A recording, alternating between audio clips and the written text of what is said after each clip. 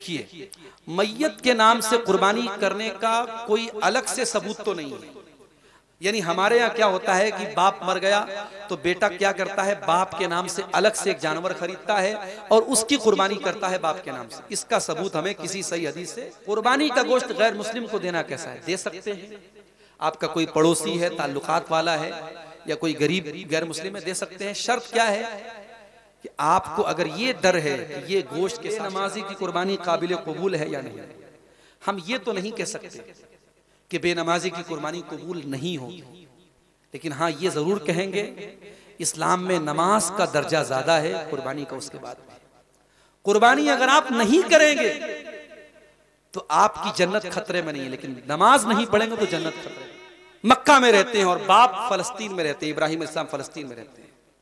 जब ये बेटा जवान हो गया, इब्राहिम अलैहिस्सलाम को अल्लाह ताला ने ख्वाब दिखाया कि वो अपने ही हाथों से अपने बेटे को ज़बह कर रहे हैं। इब्राहिम को पता था मैं अल्लाह का बंदा नहीं, अल्लाह का आम बंदा नहीं, अल्लाह का नबी हूं और नबी को जो ख्वाब में दिखाया जाए वो सच्चा होता है। बार बार जब यही ख्वाब दिखने लगा, इब्राहिम समझ गए कि अब तेरा एक और इम्तिहान आ चुका है। ऐ इब्राहिम, अब तुझे अपने हाथों से अपने बेटे को ज़बह करने का फरमान मिला है। इब्राहिम मक्का आते हैं, फलस्तीन से चल करके मक्का आते हैं। बेटा 13-14 साल का हो चुका है, जवान हो चुका है। फलम्मा बलगा माहु साया, बेटा अपने बाप का साथ देने के काबिल हो गया है। काला या बुनैया इन्नी अरा फिल मनामी अन्नी अज़बहुका फंजुर माज़ा तरा। इब्राहिम अपने बच्चे से कहते, अपने बेटे से कहते हैं कि ऐ मेरे बच्चे, मैंने ख्वाब देखा है कि मैं तुझे ज़बह कर रहा हूं, तू बता तेरी क्या राय है। इब्राहिम अपने बच्चे से राय मांग रहे हैं। उलमा ने लिखा यहाँ राय नहीं मांग रहे थे, इब्राहिम चाहते पटक के ज़बह कर देते, राय नहीं मांग रहे थे। इब्राहिम ये देखना चाह रहे थे मेरा बेटा मेरा कितना फरमाबरदार है। इब्राहिम ने बेटे से पूछा कि ऐ बेटे, मैंने ख्वाब में देखा है कि मैं तुझे ज़बह कर रहा हूं, तू बता तेरी क्या राय है। आज का बेटा होता बाप का मजाक उड़ा देता, बाप को बुरा भला कह देता कि अब्बा जान ये कौन से इंसाफ की बात है कि आप मुझे बचपन में छोड़ के चले गए और आज इतने सालों के बाद आए हो तो मुझे ज़बह करने की बात कर रहे हो, मुझे काटने की बात कर रहे हो, मुझे मारने की बात कर रहे हो। आज का बेटा होता तो बाप पर 100 बातें बोल देता, 100 निशाने लगा देता, लेकिन वो इस्माइल था, वो हाजरा का बेटा था, वो इब्राहिम का बेटा था। काला या अबति फ़अल मा तुअमर सतजिदुनी इंशाअल्लाहु मिनस साबिरीन। कहा कि अब्बा जान, आपको जो हुक्म मिला है आप पूरा कर डालिए, अगर अल्लाह ने चाहा तो आप मुझे सब्र करने वाला पाएंगे। ऐ इस्माइल, ये जज्बा तेरे अंदर कहां से आया? इतने प्यार से तू अपने बाप से बात कर रहा है, बाप तेरी गर्दन काटने की बात कर रहा है, बाप तुझे ज़बह करने की बात कर रहा है, और ऐ इस्माइल तू इतने एहतराम और अदब से अपने बाप से कह रहा है ऐ अब्बा जान, आपको जो हुक्म मिला है आप कर डालिए, अल्लाह ने चाहा तो आपका बेटा इस्माइल सब्र कर लेगा। इसीलिए अल्लामा इकबाल कहते हैं ये फैज़ाने नजर था या के मकतब की करामत थी, सिखाए किसने इस्माइल को आदाब फर्जंदी। ये इस्माइल के अंदर ये कमाल कहां से आया? ये उनकी माँ की तालीम का नतीजा था, ये उनकी माँ के मदरसे और मकतब का असर था, माँ की गोद में उन्होंने जो तालीम हासिल की थी उसका असर था। ओ मेरी प्यारी माँ बहनों, टिकटॉक पे नाच गाना देखने वाली माओ के ऐसे बच्चे तो नहीं पैदा होंगे, मोबाइल पर दिन रात सीरियल देखने वाली माओ के ऐसे बच्चे तो नहीं होंगे, जो माएँ अपने बच्चों को कुरान याद कराएंगी, जो माएँ अपने बच्चों को दुआएं याद कराएंगी, जो माएँ अपने बच्चों को सहाबा के वाक़यात सुनाएंगी, जो माएँ अपने बच्चों को नबी के वाक़यात सुनाएंगी, जो माँ अपने बच्चों की सही तरबियत करेगी, उस माँ को ऐसे बच्चे मिलेंगे जो बच्चा इस्माइल की शक्ल में हाजरा को मिला है। बेटा कहता अब्बा जान, आपको जो हुक्म मिला है आप पूरा कर डालिए, अल्लाह ने चाहा तो आप मुझे सब्र करने वाला पाएंगे। फलम्मा अस्लमा, दोनों बाप बेटे अल्लाह के हुक्म के आगे झुक गए, मुसलमान हो गए। मुसलमान किसको बोलते हैं? खतना करा लेने का नाम मुसलमान नहीं है। गोश्त खाने वाले का नाम मुसलमान नहीं है, जालीदार टोपी लगाने वाले का नाम मुसलमान नहीं है। फलम्मा अस्लमा, अल्लाह के हर हुक्म के आगे झुक जाने वाले का नाम मुसलमान है। अल्लाह का हुक्म आ जाए तो सरेंडर कर देने वाले का नाम मुसलमान है। कुरान कहता है फलम्मा अस्लमा, जब दोनों बाप बेटे झुक गए, अल्लाह के हुक्म पर राजी हो गए, वतल्लहु लिलजबीन, और बाप ने बेटे को करवट के बल लिटाया, बाप ने बेटे को पेशानी के बल लिटाया या करवट के बल लिटाया, दोनों तर्जमा किया गया, दोनों मतलब बताया गया। फलम्मा अस्लमा वतल्लहु लिलजबीन, जब बाप ने बेटे को लिटाया, वनादैनाहु या इब्राहीम कद सद्दक़तर रुया इन्ना कज़ालिका नजज़िल मुहसिनीन, हमने पुकारा, अभी इस्माइल के गले पर छुरी चलने ही वाली थी, हमने पुकारा, ऐ इब्राहिम हमें तेरे बेटे का खून बहाना मकसूद नहीं है, हम तुझसे तेरा बेटा छीनना नहीं चाहते। ऐ इब्राहिम हम तेरे बुढ़ापे में तेरा ये सहारा लेना नहीं चाहते। ऐ इब्राहिम हम तो ये देखना चाहते थे कि तू अल्लाह से कितनी मोहब्बत करता है। अल्लाह से मोहब्बत करते हो मेरे भाई? 10,000 का 15,000 का बकरा और भेड़ा ला के ज़बा कर देना, ये कौन सी अल्लाह से मोहब्बत है? ये कोई कमाल की बात नहीं है मेरे साथी। वो तो हम अपने ही फायदे के लिए कुर्बानी करते हैं। कुर्बानी किया, पाया हमने खाया, कलेजी हमने खाई, गोश्त हमने खाया, खून नाली में बह गया, चमड़ा मदरसे में चला गया, और हम कहते साहब अल्लाह की राह में कुर्बानी की। नहीं, उंगली कटा के शहीदों में नाम न लिखवाओ मेरे साथी। मोहब्बत करो अल्लाह से जो इब्राहिम को थी। ओ मोहब्बत में पागल होने वाले नौजवानों, रात को 2-2 बजे मोबाइल पे लगा है, क्यों लगा है साहब? मोहब्बत है। लेट कर बात कर रहा है, खेतों में जाके बातें कर रहा है, साहब मोहब्बत है। अरे ये मोहब्बत नहीं, ढकोसलेबाजी है। ये दुनिया की मोहब्बत यूज एंड थ्रो। ये जो तेरे साथ मोहब्बत की बातें कर रही है, पता लगा सुबह को किसी और के साथ बातें कर रही है। कपड़ों की तरह बदलने वाली ये मोहब्बत नहीं है। अरे मोहब्बत तो वो होती है जिसमें इंसान अपने महबूब के लिए सब कुछ कुर्बान करने को तैयार हो जाए, और ये मोहब्बत अल्लाह की होती है मेरे साथियों, जो एक मोमिन को होती है। वल्लज़ीना आमनू अशद्दु हुब्बन लिल्लाह, ईमान वाले सबसे ज्यादा अल्लाह से मोहब्बत करते हैं। इब्राहिम को अल्लाह से मोहब्बत है मेरे भाई, और जब अल्लाह से मोहब्बत हो तो अल्लाह सबसे महबूब चीज भी मांग ले तो दिल खोल के दे देता है इंसान, अगर अल्लाह से वाकई में मोहब्बत हो। इसीलिए कुरान के 4 पारे की आयत नाजिल हुई, लन तनालुल बिर्रा हत्ता तुनफिकू मिम्मा तुहिब्बून, तुम नेकी को नहीं पहुंच सकते, तुम जन्नत को नहीं पा सकते जब तक अपनी महबूब चीज अल्लाह की राह में खर्च न कर दो। जब कुरान की आयत नाजिल हुई, हजरत अबू तलहा अंसारी अल्लाह के नबी के पास आते हैं और अपना बहुत कीमती खजूरों का बाग अल्लाह की राह में कुर्बान करने के लिए तैयार हो जाते हैं। जब अल्लाह से मोहब्बत होती है, सुहैब रूमी रजी अल्लाह ताला अपनी जिंदगी भर की कमाई मक्का के काफिरों के हवाले करके खाली हाथ मक्का से मदीना चले जाते हैं। जब अल्लाह से मोहब्बत होती है, बिलाल हबशी के सीने पर गरम पत्थर रखा है और तपती रेत पे बिलाल को लेटाया गया है, और बिलाल के सीने पर पत्थर रख के बिलाल से कहा जाता है, ऐ बिलाल तू मोहम्मद के दीन को छोड़ दे, तू इस्लाम को छोड़ दे। बिलाल कहता है नहीं नहीं, अहद अहद, मेरा रब एक है, मेरा अल्लाह एक है। मोहब्बत इसको कहते हैं मेरे साथियों, जो बिलाल को थी, जो सुहैब को थी, जो अम्मार को थी, जो सुमैया को थी, जो सहाबा को थी, जो इब्राहिम को थी। अल्लाह से सच्ची मोहब्बत थी। अल्लाह ने कहा कि इब्राहिम तेरी मोहब्बत सच्ची है, तूने अपने इम्तिहान को पूरा कर दिखाया। इन्ना हाज़ा लहुल बलाउल मुबीन, ऐ इब्राहिम ये इम्तिहान बहुत बड़ा था। हाय हाय हाय, एग्जाम लेने वाला कह रहा है कि एग्जाम बहुत बड़ा था। एग्जामिनर खुद बोल दे कि एग्जाम बहुत टफ था, इसका मतलब कि एग्जाम बहुत टफ था। अल्लाह कह रहा है कि Ibrahim it was very difficult, it was very tough, ये बहुत मुश्किल एग्जाम था। अपने बेटे को कुर्बान करने के लिए तू तैयार हो गया। इन्ना हाज़ा लहुल बलाउल मुबीन, ये बहुत बड़ा इम्तिहान था। व फदैनाहु बिज़िब्हिन अज़ीम व तरकना अलैहि फिल आखिरीन। ऐ इब्राहिम अब इसका सिला हम तुमको ये देंगे कि आने वाली नस्लें इस कुर्बानी को याद करेंगे कयामत की सुबह तक। आजकल एक नया ढकोसला चला है, जब बकरीद का त्यौहार आता है ना तो न्यूज वाले कहते हैं कि साहब इको फ्रेंडली बकरीद मनाओ, इको फ्रेंडली। अब इको फ्रेंडली का क्या मतलब है? कहते साहब बकरे के जैसी केक ले आओ और केक को काट दो, बकरा भी नहीं कटेगा, खून भी नहीं बहेगा, गंदगी भी नहीं होगी, और काम चल जाएगा। अल्लाह भी खुश, शैतान भी खुश। तो भाइयों, ये ढकोसलेबाजी नहीं चलेगी। और जिनको जानवरों पर बड़ी दया आती है, माफ करना, दूसरे त्योहारों पर, हमारे गैर मुस्लिम भाइयों के त्योहारों पर भी मैंने देखा है, बहुत बकरे कटते हैं। पटना में मैंने देखा, हमारे ड्राइवर साहब पटना के हैं, वो बताने लगे कि बकरीद पर मैंने उतने बकरों को कटते हुए नहीं देखा जितना अपने एक त्योहार पर हमने कटते हुए देखा। गैर मुस्लिम भाइयों के त्योहार पे कटते हैं। तो साहब बकरीद आती है तो लोग क्या कहते हैं कि जीव हत्या मत करो। ये क्यों नहीं सोचते, इन बकरों को पालने वाले सब गरीब होते हैं। हजारों गरीबों के घर की रोजी रोटी चलती है इस कुर्बानी के त्योहार से। कभी गौर करो, बेहतरीन गोश्त गरीबों के घर में पहुंचता है इस बकरीद के त्योहार पे।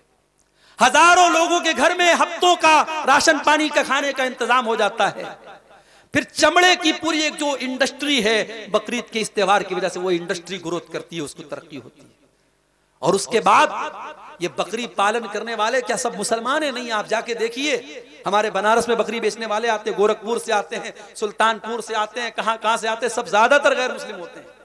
और वो बेचारे इन बकरों को, बकरियों को पालते हैं और फिर आकर के बेचते हैं। उनका साल भर का समझिए उनका खर्च चलता है उससे। और आपको इस बकरीद पर जो है, आपको जानवरों के साथ तरस नहीं है, आपको उन गरीबों के पेट पे लात मारनी है। आपको गरीबों से नफरत है मेरे भाई।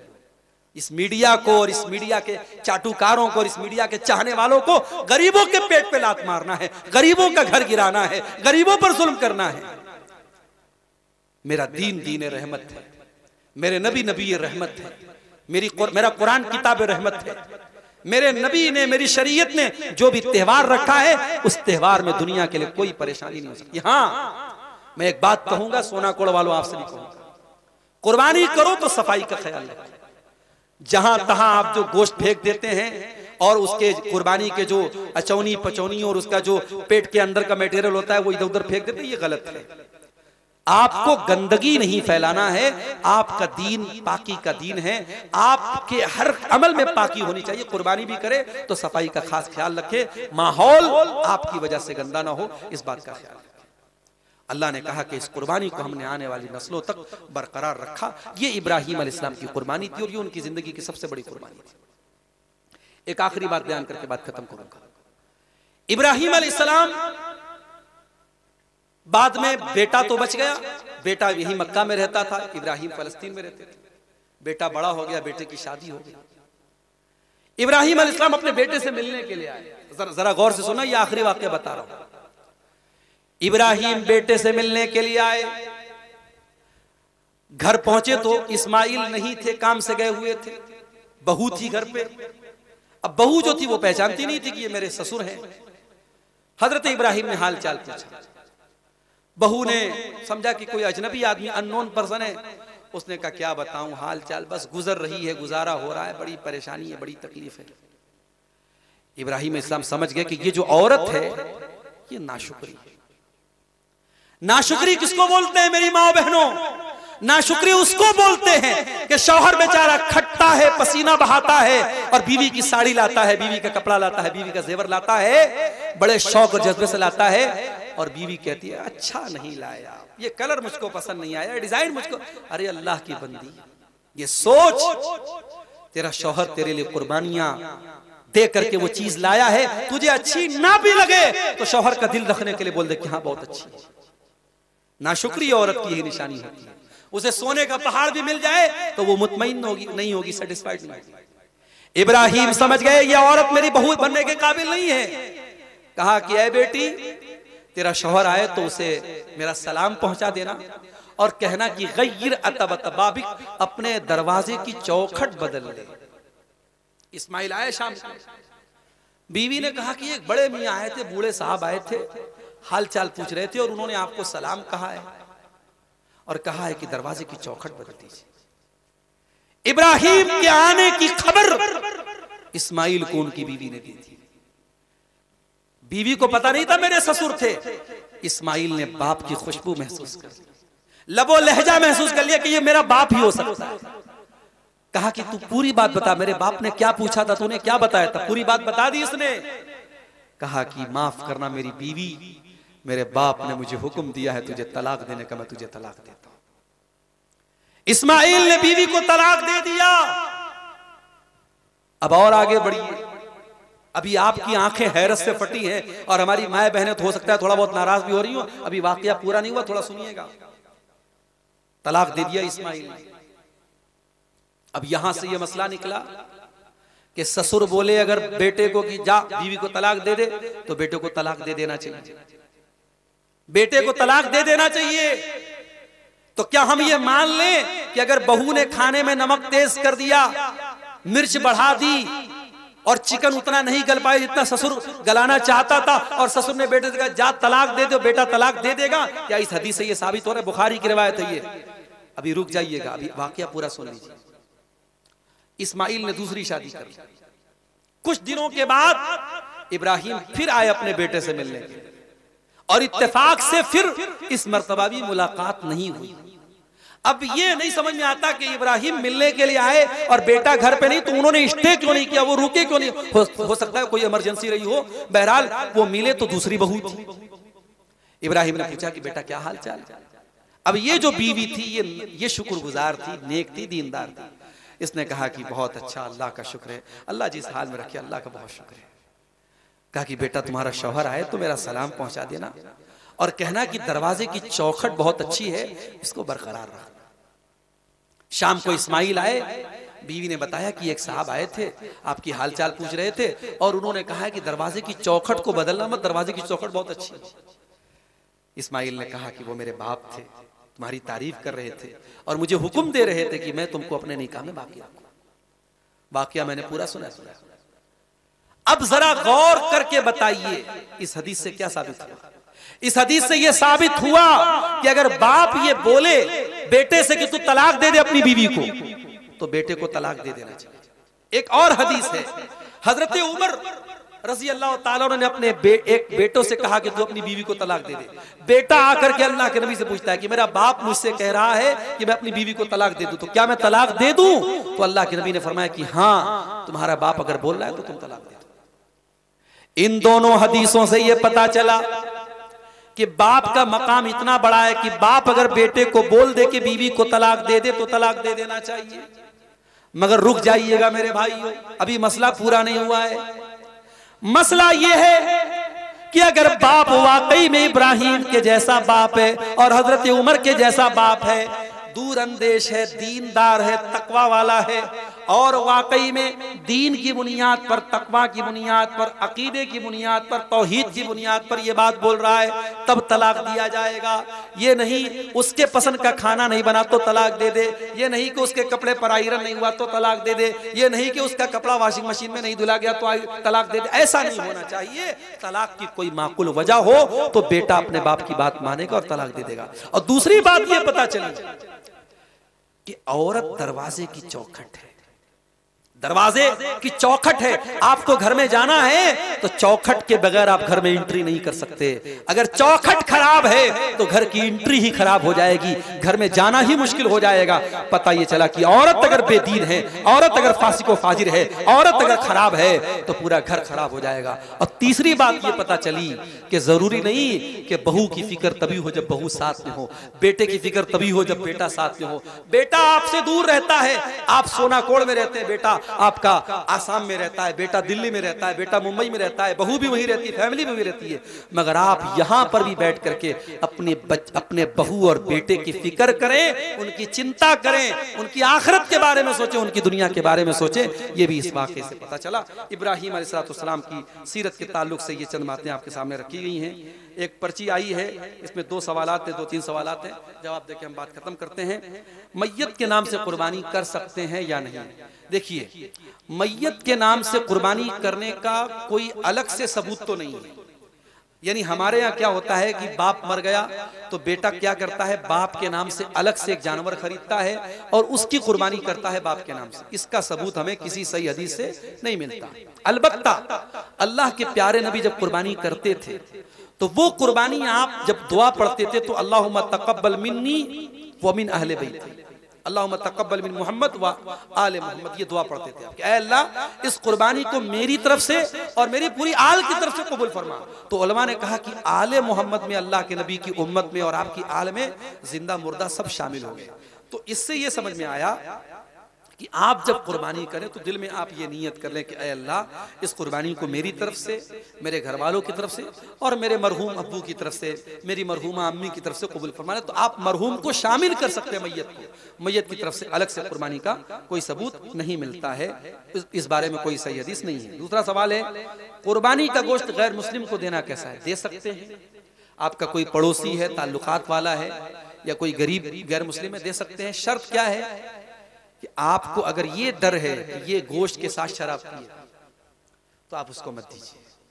अगर ये डर है कि ये गैर मुस्लिम गोश्त के साथ शराब पिएगा तो वहां पे आप अवॉइड कीजिए, बहाना कर दीजिए, मत दीजिए। क्यों? क्योंकि कुरान का उसूल है वला ताआवनु अलल इस्मि वल उद्वान, बुराई के काम में हमें किसी का साथ नहीं देना। हम गोश्त दे सकते हैं मगर हमारे गोश्त की वजह से वो शराब साथ में पिएगा तो हम बुराई के काम में उसका सपोर्ट नहीं कर सकते। और तीसरा सवाल है, बेनमाजी की कुर्बानी काबिल कबूल है या नहीं? हम ये तो नहीं कह सकते कि बेनमाजी की कुर्बानी कबूल नहीं होगी, लेकिन हाँ ये जरूर कहेंगे इस्लाम में नमाज का दर्जा ज्यादा है कुर्बानी का। उसके बाद कुर्बानी अगर आप नहीं करेंगे तो आपकी जन्नत खतरे में नहीं है, लेकिन नमाज नहीं पढ़ेंगे तो जन्नत खतरे में। नमाज ये तौहीद के बाद दूसरी सबसे अहम चीज है। और आज अफसोस की बात है कि मुसलमान कुर्बानी के लिए तो बहुत शौक और जज्बा दिखाता है, नमाज से दूर है। इसलिए हमारे जो भाई नमाज नहीं पढ़ते, नमाज या बिल्कुल बेनमाजी हैं या नमाज के मामले में कोताही और लापरवाही करते हैं, बड़े अदब से कहूंगा कि भाइयों कुर्बानी से बड़ी चीज नमाज है। और नमाज भी कुर्बानी चाहती है, आराम कुर्बान करना पड़ेगा, टाइम कुर्बान करना पड़ेगा। तो जानवर की कुर्बानी करने से पहले अपने नफ्स की ख्वाहिश की कुर्बानी करो और नमाज की पाबंदी करो। ये चंद बातें थी। अल्लाह ताला से दुआ है रब्बुल आलमीन हमें इब्राहीम अलैहिस्सलाम के नक्शे कदम पे चलने की तौफीक अता फरमाए। रब्बुल आलमीन हमें इब्राहीम की तौहीद से भी सबक हासिल करने की तौफीक अता फरमाए, हमारी तौहीद को मजबूत बनाए, हमें शिर्क की तमाम शक्लों से अल्लाह ताला हमारी हिफाजत फरमाए। अल्लाह ताला हमें ईमान पर कायम रखे और ईमान पर हमारा खात्मा हो। और रब्बना तक़ब्बल मिन्ना इन्नका अंतस समीउल अलीम व तुब अलैना इन्नका अंतत तव्वाबुर रहीम। व सल्लल्लाहु तआला अला नबीना मुहम्मद व अला आलिहि व सहबिहि अजमईन। वस्सलामु अलैकुम व रहमतुल्लाह।